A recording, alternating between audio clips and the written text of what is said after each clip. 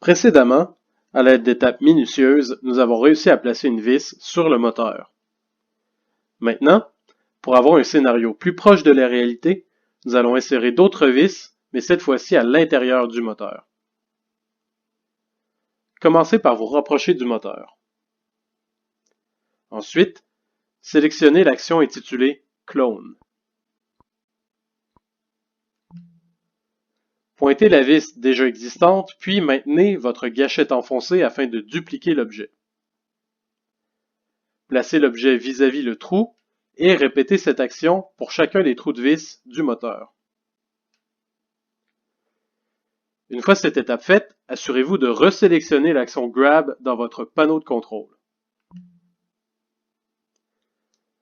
Si vous êtes trop loin du moteur, rapprochez-vous une fois de plus.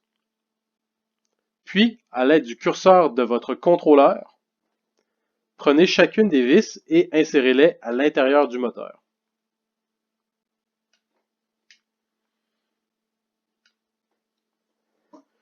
Nous allons maintenant répéter ces actions, mais pour les trous de vis de l'autre côté du moteur. Cloner une vis déjà existante. Resélectionnez l'action Grab. Prenez la vis à l'aide de votre curseur, puis allez de l'autre côté du moteur.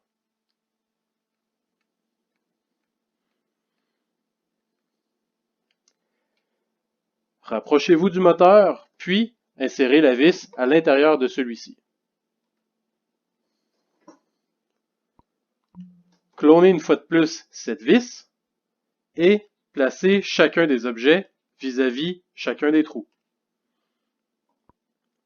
Resélectionnez l'action Grab et à l'aide de votre curseur, replacez chacune des vis.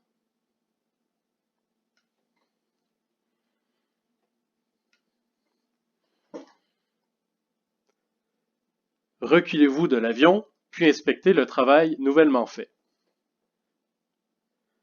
Vous avez maintenant placé de nouvelles vis à l'intérieur du moteur, puis, au prochain tutoriel, nous allons placer les outils afin d'établir la réparation du moteur.